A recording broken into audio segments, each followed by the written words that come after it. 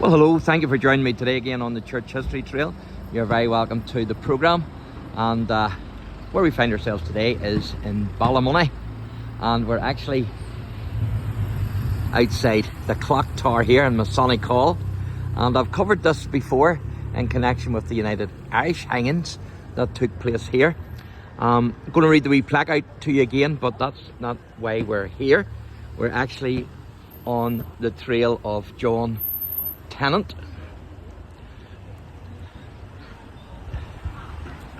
So it says there,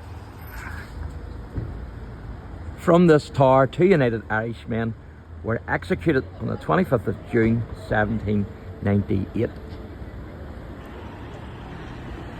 And then it says that Ballymoney Heritage Trail around 1775.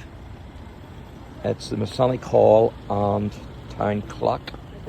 Then it says here, around 1775, it says erected by the 6th Earl of Antrim.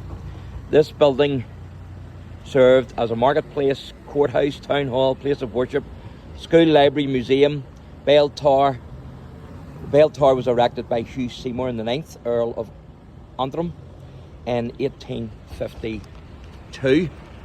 So what I'm going to do is I'm going to take you a wee walk. If I can get across this road here, hopefully. So a wee bit of help. Yep, thank you.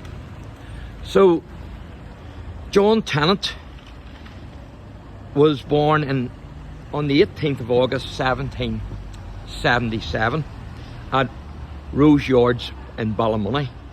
Now, he was a son of the Reverend John TENNANT, and John TENNANT Jr. was extremely radical, and he attributed his decision to take the United Irish Test or Pledge in March 1793 to his indignation at the sight of some dragoons dragging people through the streets, and many of them maimed and gouged, being associated with, of course, the democratic cause, or what the authorities seen as the cause of rebellion.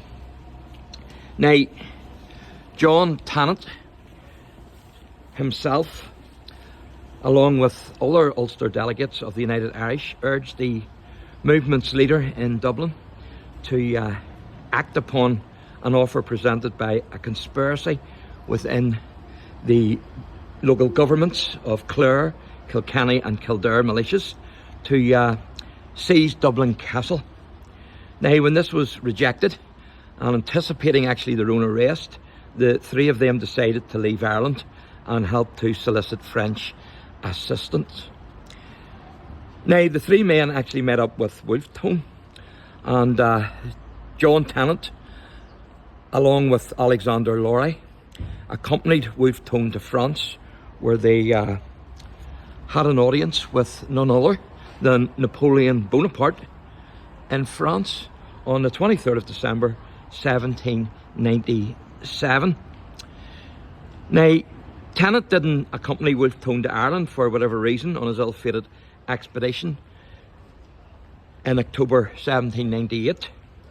But in 1799, John TENNANT actually enlisted with the French army. On the 31st of August 1803, Napoleon issued a decree forming a battalion that would be composed entirely of Irishmen, or the sons of Irishmen.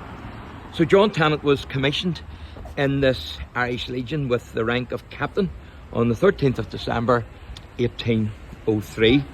And in May 1804, Napoleon Bonaparte was proclaimed emperor,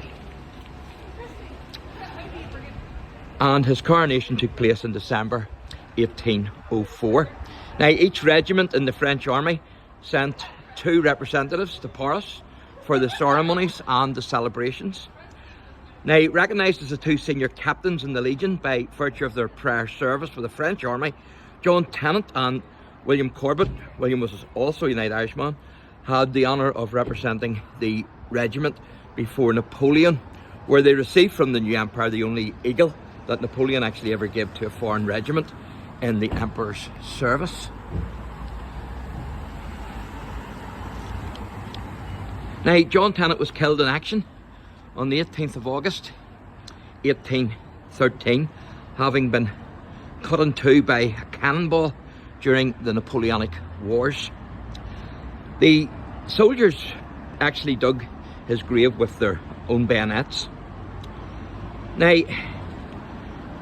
on the day that John Tennant died, his brother Robert, who was a medical doctor, was in Belfast, and he was dragged from a public meeting to the town jail, or the Black Hole as it was known, where he was incarcerated for 3 months.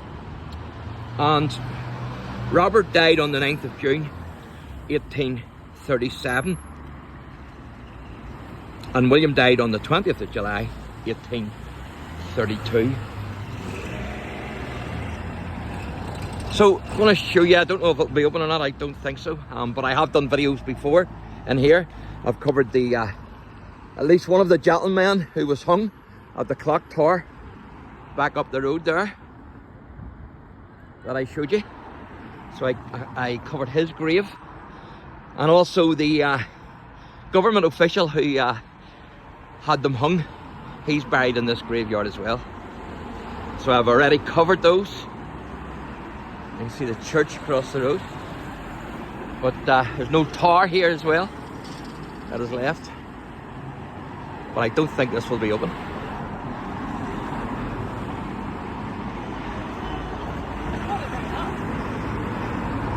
But we shall see. No, I thought it would be locked, but I've already covered it here before anyway. But that's the tower I was telling you about. And the United Irishman and also the government official are both buried in here, and they're not too far away from each other. So thanks for watching, and God bless.